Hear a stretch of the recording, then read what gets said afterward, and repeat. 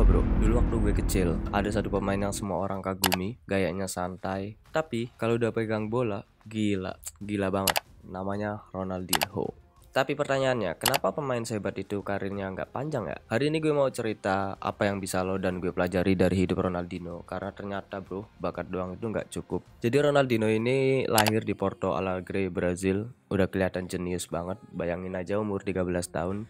Dia pernah nyetak 25 gol dalam satu pertandingan. 23 bro.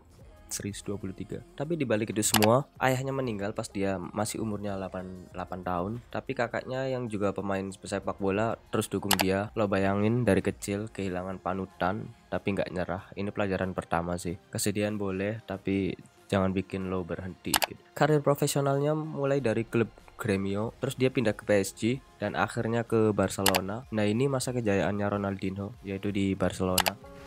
Ronaldinho was a great player, but I think that he became the best player of the world in Football Club Barcelona.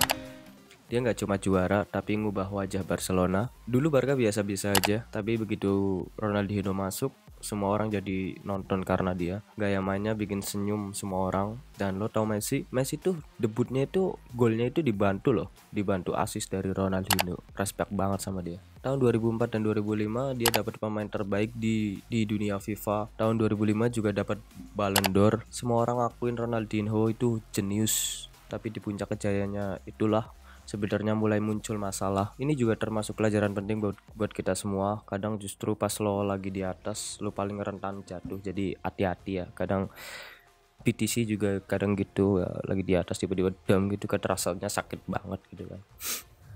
Lu pasti pernah denger dong, Dinho tuh suka pesta, sering gak disiplin, kadang telat latihan, kadang datang udah gak fit.